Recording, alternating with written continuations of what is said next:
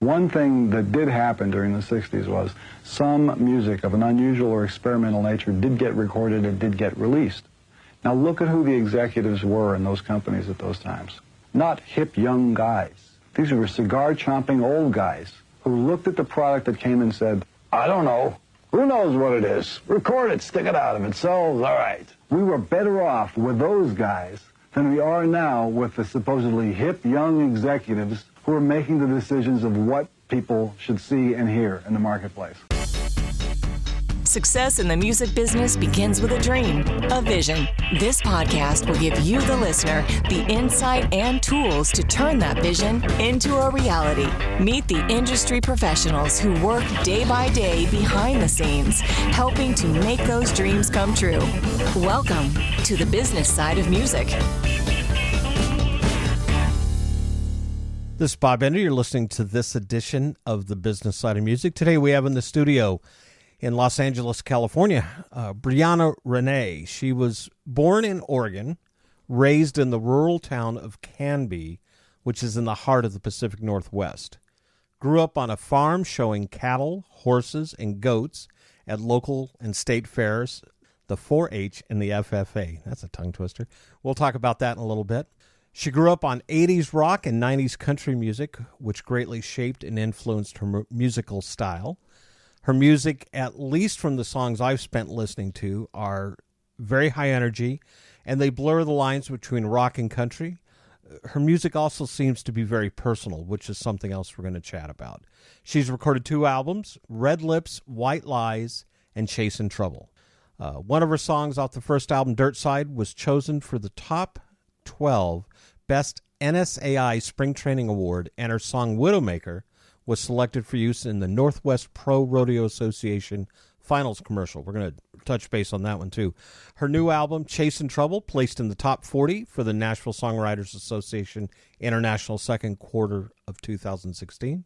Her stage presence was fostered and drawn out by studying at Barbizon's Modeling and Acting School. She's opened for such acts as Joe Nichols, Old Dominion, one of my favorites, Kanan Smith, and Sammy Kershaw.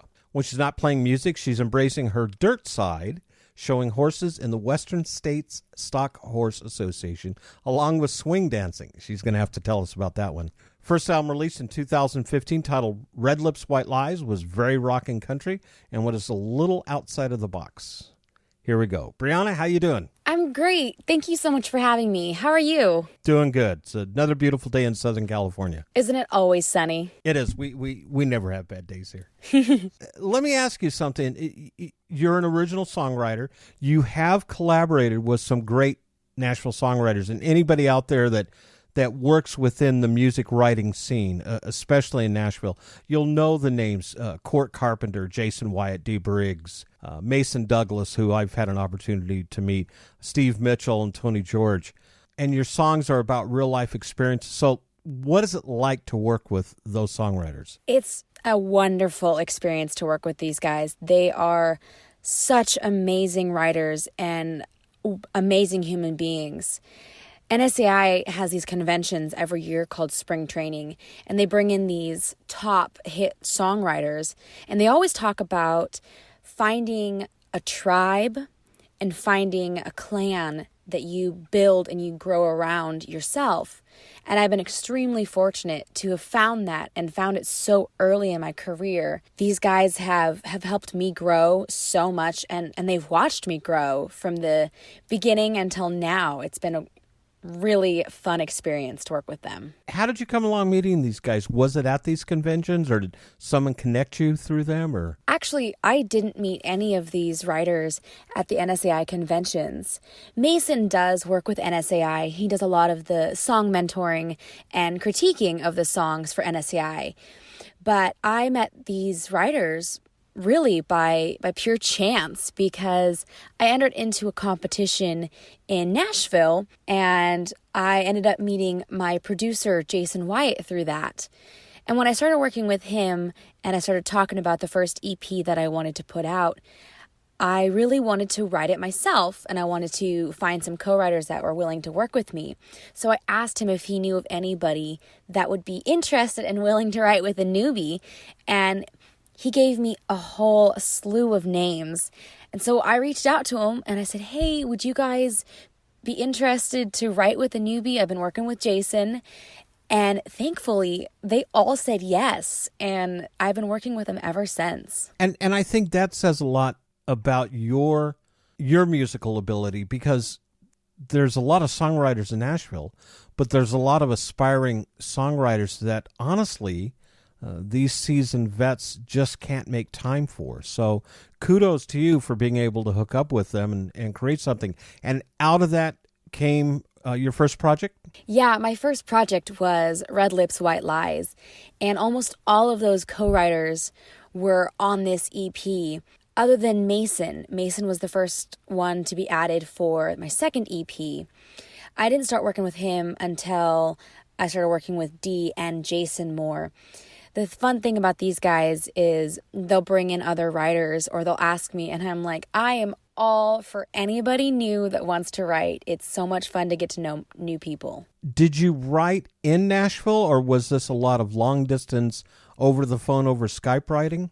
In the very beginning, I did a lot of my writing in 1 to 2 week long trips in Nashville, where I'd sit down and I'd just write for 2 weeks or a week straight. And the funny thing is, I didn't meet Dee until about a year and a half, 2 years ago. The very first time I wrote with him was over Skype. And it was before I had video portion with a 3-way Skype. So he was just a voice on a computer for me. Mm-hmm. And it was a blast. It was super weird, but it was so much fun to get to write with him. And then later I got to meet him in person, and I got to write with him and Mason as well. We want to get into Dirt Side. I want to talk about that song a little bit. But let's back up a little bit. Let's go to your title cut, Red Lips, White Lies. Tell me the story about that song. This is actually kind of a funny story, and it may get me a few dirty looks at our next family gathering. It's about as personal as you can get for a song. I have a twin brother, and I went on a road trip with him from Oregon to Oklahoma. He was heading back to school, and he needed someone to ride with him to share the drive time. It was a 4-day road trip. It was an extremely long road trip. That amount of time with any family member is a lot, and especially a brother.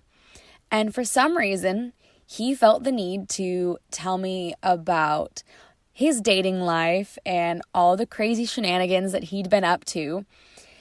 And I was absolutely floored by the end of the 4 days. But thankfully, I'd had the title in my head for quite some time, but I didn't really know what to do with it until the road trip. And he starts telling me about all these crazy girls he's dated and all the things that they do. And so when I left him, I said, thank you. And now I'm going to go write in Nashville. And you've given me inspiration. And I went to my co-writers and I said, so I just spent 4 days in a car with my brother. Here's what I have in mind. What do you guys think? And they all looked at me and went, oh gosh, well, we know somebody like that. Let's do it. Let's not wait any further. We're going to take a break here. But before we do, let's finish out this first segment with Briana Renea. Here's her rendition of Red Lips, White Lies.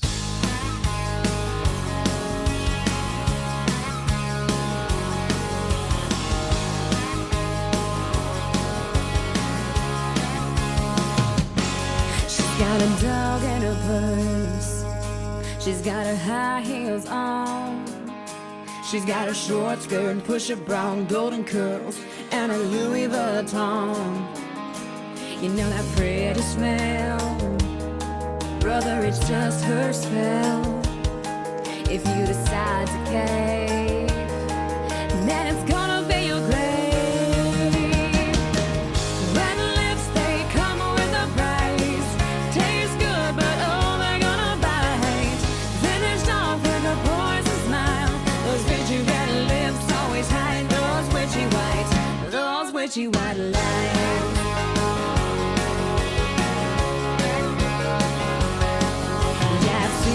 Show, and I can tell you how it's going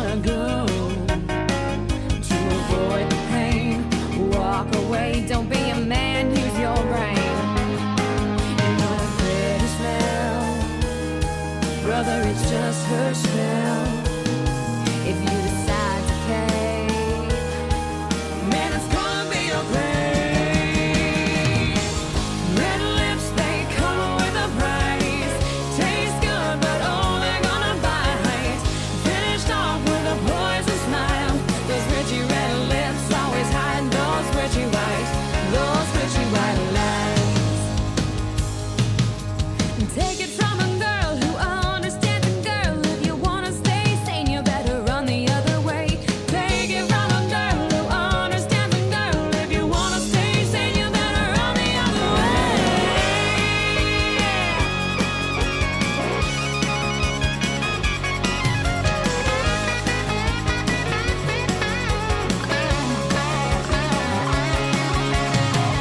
Red lips that come with a price. Taste so good, but they're gonna bite. Red lips, they come with a price. Taste good, but oh, they're gonna bite. Finished off with a poison smile. Those witchy red lips always hide those witchy white lies. Those witchy white lies.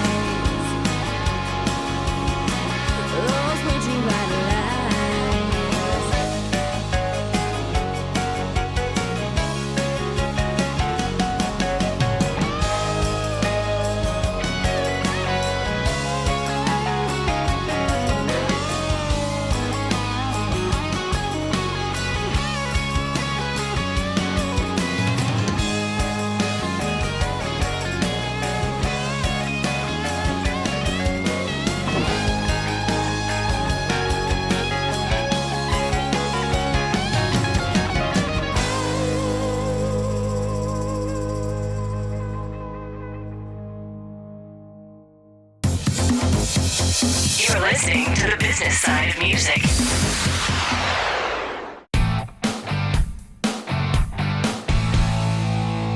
Hi, this is Vinny Rebus, the founder of Indie Connect. Our goal is to ensure that you have the knowledge, the tools, skills, resources, and connections that you need to develop a profitable and long-lasting career in music. One way we do this is through these business side of music podcasts. I'd also like to invite you to check out Indie Connect magazine, our free multimedia online publication packed with practical interviews and advice from music industry experts. Go to www.indieconnectmag. That's www.indieconnectmag.com. Let us walk with you and guide you every step of your musical journey.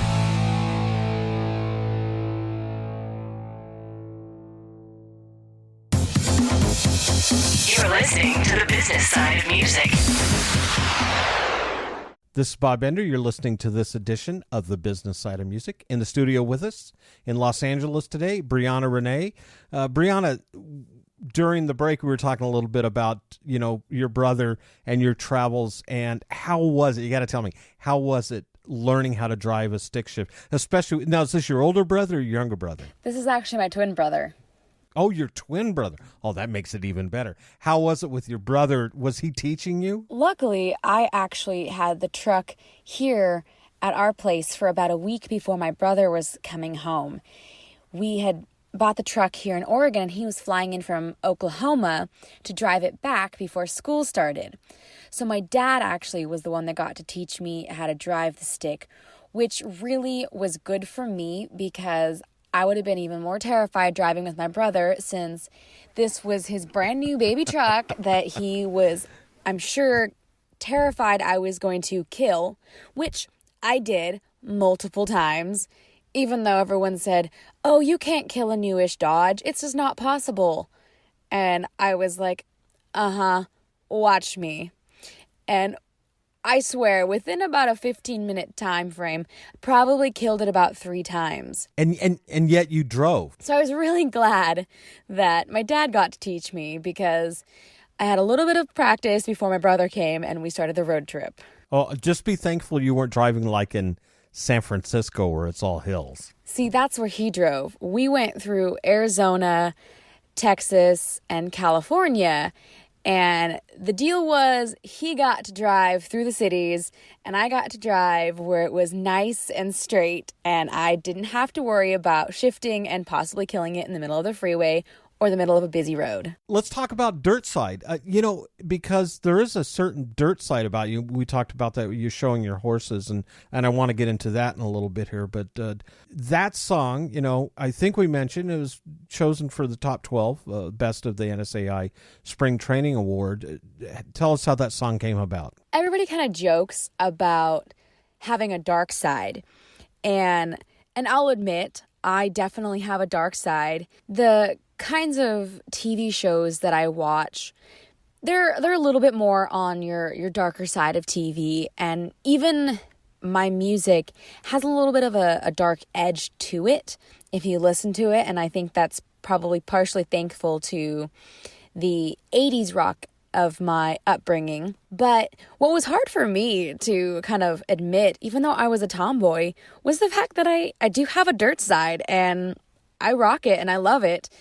But I can get all dressed up and I can get all cleaned up and ready for my performances, and then I'll realize, oh, I haven't fed the animals. So I'll throw something on over my clothes and I'll run outside to go feed, and I'll come back in and I look in the mirror and I go, dang it, I've got dirt on me somewhere, and then I have to clean up. Mm-hmm. My dirt side is a part of me, and it's always going to be, and I embrace it. I love it. And so when you talk about dirt side, I said dark side. When you talk about dirt side, it really does correlate with your love for the horses, and you were involved in 4-H and FFA, correct? They played a large part in your life?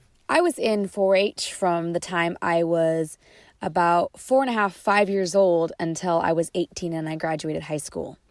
I started as a clover bud, so technically they're not true 4-Hers yet, but I got to show my goats when I was 5 years old, and then I graduated showing cattle and horses later when I started in 4th grade. And it was just a wonderful way to grow up, to be outside, to get to learn the responsibility of taking care of animals, and to have the friendships that I had from fair and all of the kids that I competed with. It was an unbelievable experience that I'm so thankful that I got to have. FFA became a part of my life when I got into high school. It became more of the public speaking, presentations, and even the Parley Pro competitions where you would talk about rules and regulations, as well as learning about the horticulture and other sorts of competitions. The nice thing about FFA was it wasn't just about showing animals. I didn't show my cattle in FFA, but I did do a few of the shows with my horses. And so I like to have both of them because it really gave me a well-rounded education and an upbringing that's not just agricultural based, but also life based. There's a lot of great country music that comes out of that side. I remember meeting Easton Corbin a few years ago, and he's huge about things like that.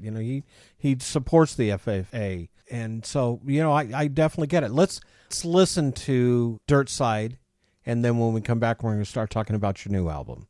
This is Gary Lux, and you're listening to The Business Side of Music.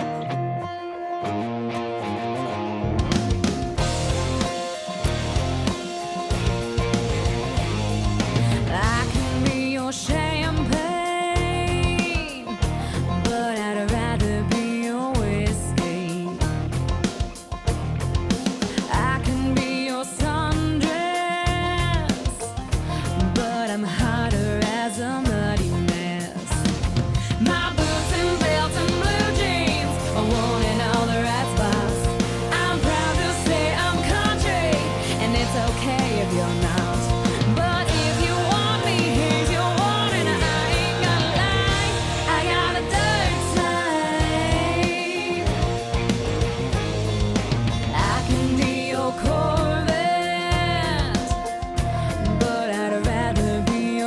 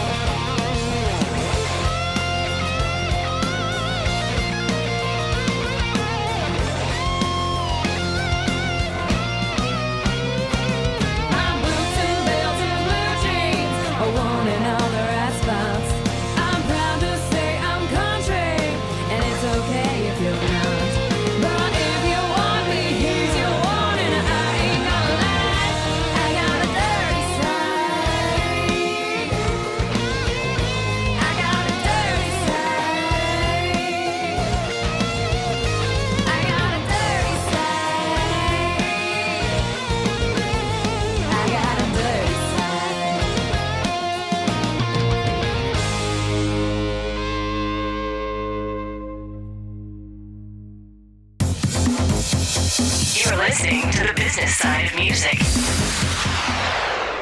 This is Bob Bender. You're listening to this edition of the business side of music. We're in the studio today in Los Angeles with Briana Renea.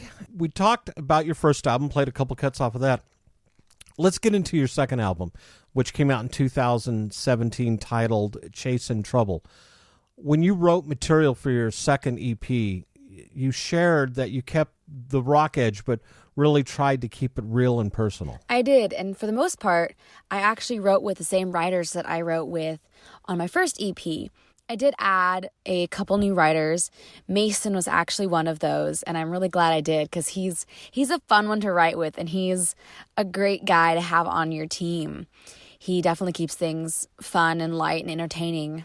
There's always going to be a little bit in my music that has that rock feeling because, as you mentioned earlier, I did grow up on 80s rock, and I really loved it. And I loved the dark, rich feeling that the 80s influence brings into my music.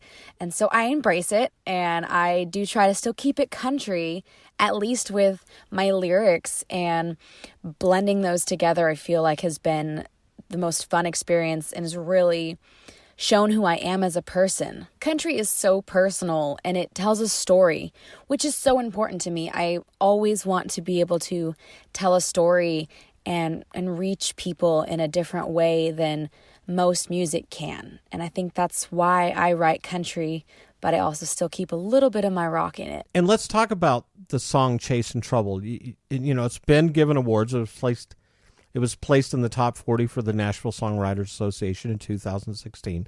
It was nominated as country, or I should say, you were nominated as a Country Female Artist of the Year, and Chasing Trouble for Country Album of the Year by the International Music and Entertainment Association for 2018. I'm extremely excited about how this song has been received, and even the album as a whole.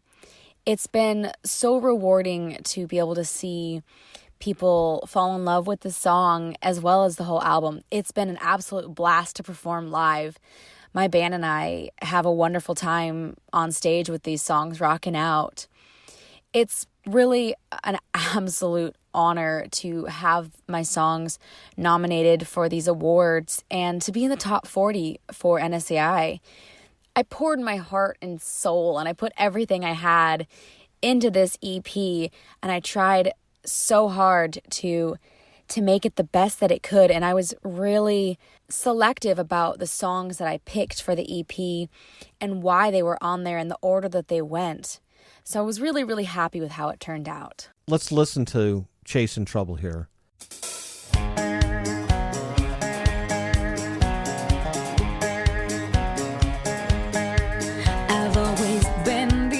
Flying straight and narrow, baby. That all ended with that souped up candy red Camaro.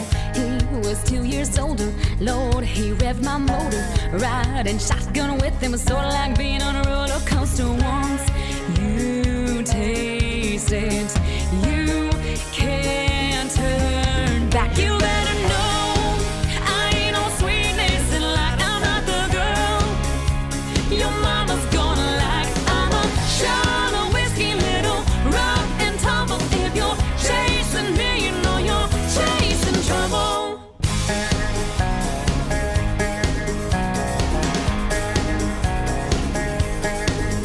I like loud guitars, hang out in trucker bars. So if you think that's beneath you, baby, tell me now and I'll send you marching. I don't wear no apron, got no peach pie bacon. That's so 1950s, gets in the way of the hell I'm raising. I can't help it, I get restless. You better know I ain't no sweetness, and like I'm not the girl your mama's gonna like. I'm a shot of whiskey, little rock and tumble. If you're chasing me, you know you're chasing trouble.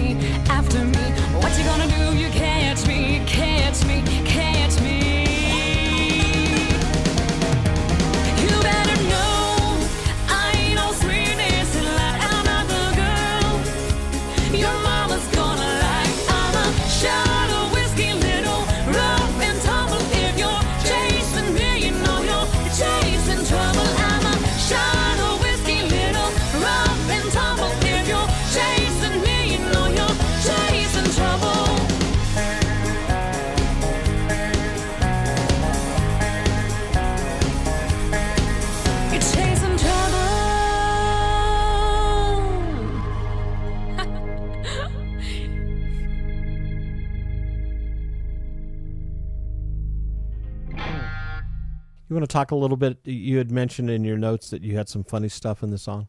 Well, Chasing Trouble was kind of one of those fun songs that had a little bit of funny moments, especially when I was writing with my co-writers, because I know Steve pretty well, and Will was the other writer on this, and so Will was getting to know me.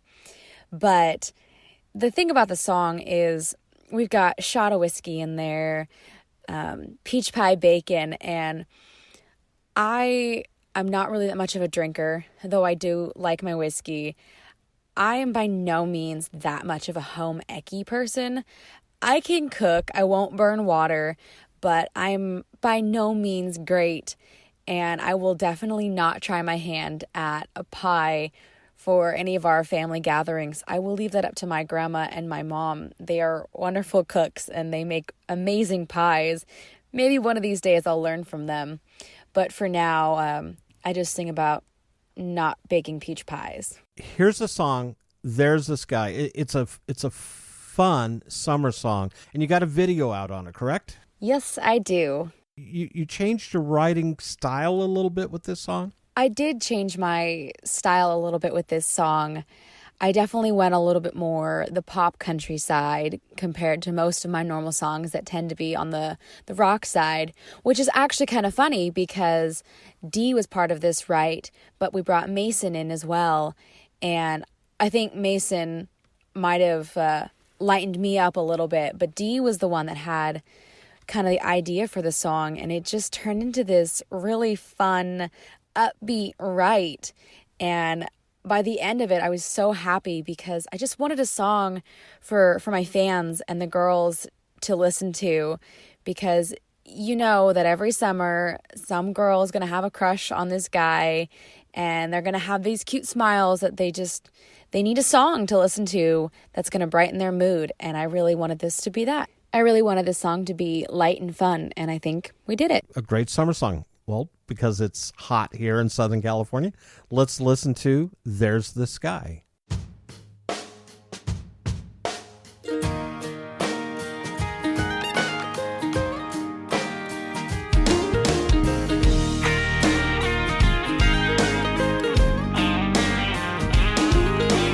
Sorry if I seem distracted, a little lost with my head in the clouds. I could say I'll be better, but the fact is I don't really want to calm down. You know me, usually my type of personality never lets a duck out of road. Oh, but lately you're crazy, kinda has a hold of me. I want the world to know there's this guy, you know the type that kinda lights it up with just a touch of a smile. A little bit shy, but with a wild side. He only lets it show every once in a while. Let me start from the beginning when my life went spinning. I lost control of my mind. There's this guy.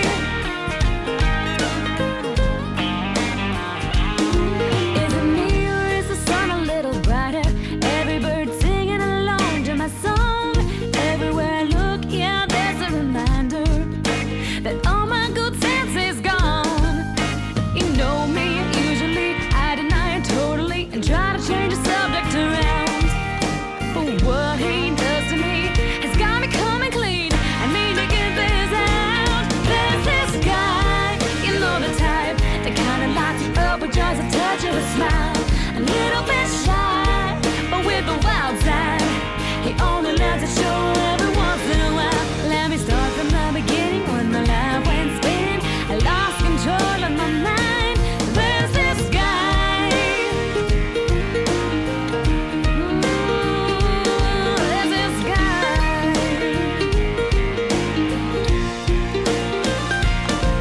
My makeup's a little too perfect.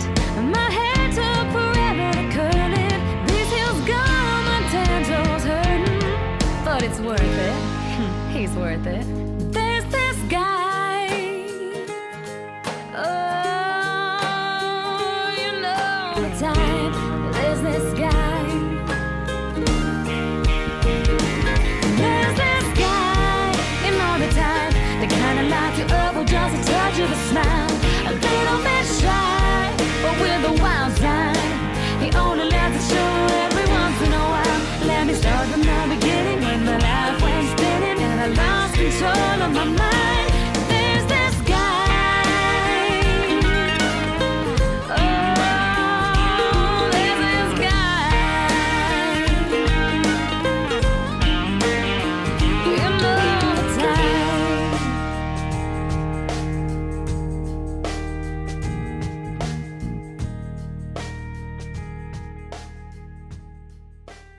Hi, this is Chris Christensen, one of the founding members of the Academy of Country Music Awards show, and you are listening to The Business Side of Music. You're listening to the business side of music. On your album, Chasing Trouble, you had a song. We're going to just touch base on it. It was actually, I got to tell you, I went back and listened to it when I first got your project, Widowmaker. I love that song. It really is one of my favorites, and I think I told Vinny, who's our co-producer on the show, that I enjoyed that song. It's a true story, from what I understand. So Widowmaker kind of came out of nowhere. I grew up going to rodeos during our county fairs, and so I got to experience a lot of the bull riding, the bronc riding, and the team roping, and all those events. So I really liked it because it was part of my childhood. And I've gotten to play at a few rodeos, and they're a blast to play at because people dance, people cheer, and you get to meet a lot of the cowboys, and they've got some fun stories to tell. And this song was one of those that I got to write with two riders that really didn't know a lot about bull riding. So I got to explain the whole atmosphere of a rodeo to them and the deadliness of bull riding. You're a big fan of rodeo, aren't you? I love rodeo, but if I have to pick between showing horses and rodeo, I will definitely pick showing horses every day. It's just in my blood. But when we talk about Widowmaker, it's not what most people think. This really does correlate a lot with pro rodeo. In fact, it was used, I think we mentioned this in the beginning, it was used in the Northwest Pro Rodeo Association finals in their commercial. Yes, it was. We actually got to perform there last year, which was a lot of fun. And it was definitely different for us because we've never performed at a big finals event like this before. And so the guys and I got to experience seeing the best of the best and getting to meet them. And it was, all in all, just a really fun event to be a part of. And the cowboys there, boy, they can dance, and they know how to have a good time, even if they are extremely broken and bruised. I think what I really like about rodeo, and especially bull riding, which is why I ended up writing this song, is it's such an intense sport. Bull riding isn't just about how good a rider is. I mean, that's a huge portion of it, but it also is how good and, in a sense, deadly the bull is. And that, if you go back 20, 30 years ago, Chris Ledoux sang about it. Smoking Armadillos back in the day sang about it. Lane Frost and the legendary bull Red Rock. I mean, they made a movie out of that. Mm-hmm. Yeah, bull riding is a whole world of its own. And I wanted to write a song that captured what it was like, or at least my take on the world from an outside perspective. Let's move on to another song off that album, Unstoppable. The story about that song, it actually started about 2 years ago, and you needed a song that had an uplifting, just a positive message for a project, right? Well, Unstoppable is actually a standalone single right now. I started this song about 2 years ago. I had the idea for the chorus, and I really liked where it was going. But for some reason, I just wasn't feeling it, and I wasn't able to finish it. So it got shelved, and it sat. And then I started talking with the Teens of America Foundation, and I really needed to have a theme song and a message that I stood behind and that I wanted to share with the world. And for me, that became the inspiration and the motivation to finish Unstoppable. I had almost completely forgotten about the song. And when I started working with Teens of America, I ended up going back through all of my old songs, and I found it, and I just looked at it and I said, this is absolutely perfect. This is what I stand for, because I was raised in a way that I was taught you can do anything that you put your mind to, and if you want something, you can make it happen. You just have to work hard and be a force in nature, because those who work hard and those who try, and don't be afraid to ask for help, because I was taught to have fire and have passion with everything that I do. And that's what I put into this song. And I believe that Unstoppable carries the message of my life. And I hope that it can inspire and touch other people's lives, especially teens and those that need something to look up to and to embrace as a motto of their own. And you're working on a video, right?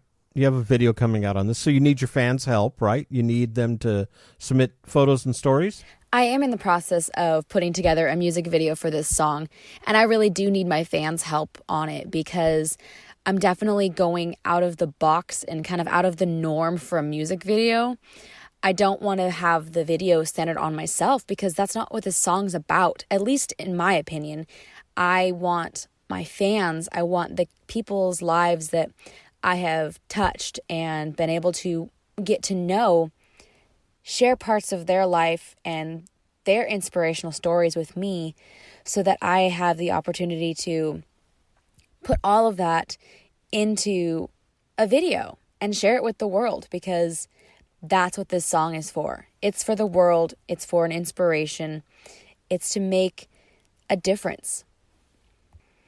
I really want to capture teens and kids and young adults doing things that are just unstoppable.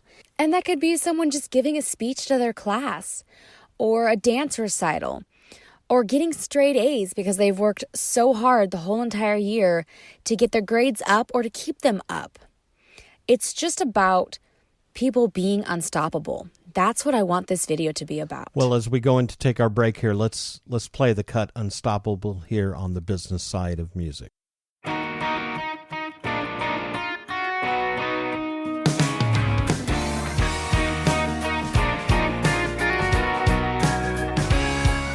see you, I feel you, I don't judge you.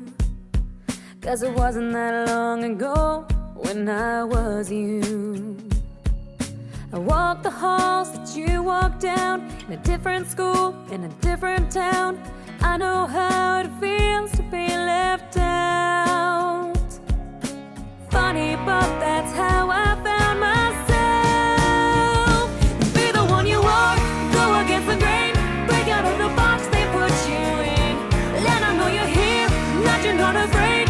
Have a little fire, be a force of nature that they have to reckon with.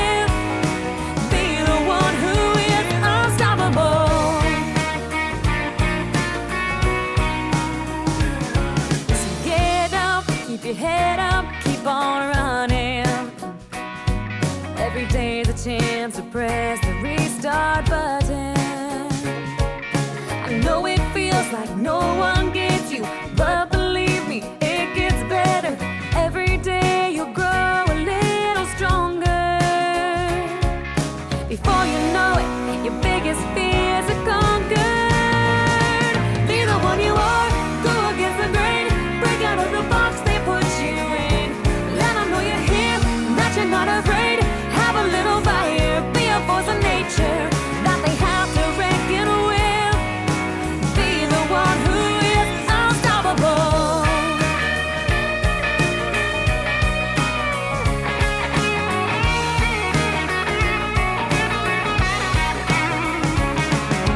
Just like planets spinning around the sun, shine bright enough and you'll draw everyone. Be the one you are, go against the grain, break out of the box they put you in. Let them know you're here and that you're not afraid. Have a little fire, be a force of nature. Be the one you are, go against the grain, break out of the box they put you in. Let them know you're here and that you're not afraid. Have a little fire, be a force of nature that they have to reckon with. Don't let those dream killers win. Find the power within. You'll be the one who is unstoppable. Unstoppable.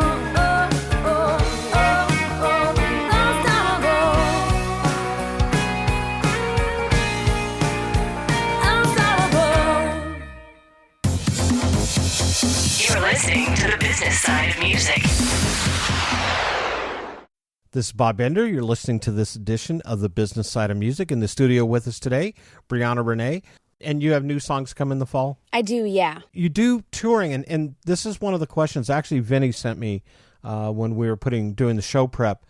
How does an indie artist who doesn't have a booking agent, how do you get to play 60 to 75 fair and festival dates every summer? Because that's quite a load. I would love to be able to play 60 to 75 fairs and festivals, but unfortunately, I don't play strictly fairs and festivals. I do a lot of fairs, festivals, bars, and casinos because here in the Northwest, we don't have enough nice weather to be outside more than end of June all the way through end of August, if you're lucky, the beginning of September. The thing about being an independent artist and booking your own shows is it takes a lot of time and a lot of work. But we have some conventions here for Oregon and Washington. They have both fairs conventions for both of the states and festival conventions as well. And I always go to these. I have for the last few years, and I've gotten to know the entertainment coordinators for the fairs and the festivals. And it's been a long road, but I built relationships with a lot of them. And I spend hours after the conventions doing emails and phone calls and follow-ups trying to book gigs for the whole entire summer. It's a process is really what it is. It is. It's a big process. And I've been at it for about 5 years now. And I'm starting to get a reputation where everybody knows my name. And it's starting to get a little bit easier to book gigs and to work with venues. But it's a big process, and it takes time. It is all about relationship. You got to be able to know who these people are and build relationships with. I think the first summer that I started out doing this, I'm thinking I maybe did about 8 shows, but that was because I was new, and nobody knew who I was. So it's just taken time and getting to know these fairs and building my reputation and getting recommendations to get to where I'm at, to have the ability to play as many shows as I do. But once you get into that pipeline, then, as you said, it starts to become a little easier. Mm-hmm. Yeah, once you get to know them, it just is a matter of maintaining the relationship and helping it grow. What is the next phase for you as an artist, and how do you plan to get there? I would say that my next steps would be to finish school. I'm currently at OSU studying marketing and minoring in psychology, and I'd love to get done with that. And then I would really like to start branching out in my territory that I'm performing in. As much as I love Oregon and Washington, I want to expand my region. I want to be able to reach as many people as possible. That is bigger than Oregon and Washington, and I'm excited to start tackling that and growing my fan base. And it is all about increasing your fan base and getting your music in front of more people. Yeah, it really is. The more people that know your name and that like your music, the more it's going to spread and the more people are going to talk about you. So how do people reach you? You've got Facebook, you've got Instagram, you've got Twitter, and you have a website. So how can they go about finding you? Yeah, you can contact me through any and all of those. My Facebook page is Briana Renea Music, and that's my Instagram as well. My Twitter is just Briana Renea. I have a website. It's brianarenea.com. It does have a contact me page. So if you aren't somebody that likes to do Facebook, you can just send me an email. You can subscribe to an emails list, and I will send out updates. I don't do a ton of updates, but I definitely send out all the fun highlights and the new things that are coming out. But if you do Facebook and Instagram, you can send me a Facebook message or an Instagram message, and I will get back to you. And I, for one, who have heard a lot about you and have seen the videos of your shows, if you're in the area where Briana is performing, go see her. It is definitely high energy. It's a very energetic show. Briana, thanks for being on. Thank you so much for having me. If you're interested in learning more about our show, drop us a line at musicpodcast@mail.com. That's musicpodcast@mail.com. If you have any suggestions of persons or topics that involve some facet of the music industry that you'd like to hear about on our podcast, please feel free to let us know. You can follow us on Facebook on the Business Side of Music podcast page. You can also find us on Twitter at Music Business Podcast. Also, if you're listening to this podcast on iTunes, post a review on what you think of our show. This is Bob Bender, and you've been listening to this edition of The Business Side of Music. The Business Side of Music is the creation of Tom Sabella and Tracy Snow and is produced by Bob Bender. Co-producer for the show is Vinny Rebus. The Business Side of Music is recorded at Music Dog Studios in Los Angeles, California and Nashville, Tennessee. Production sound designed by Keith Stark. Voiceover and promo by Lisa Fuson.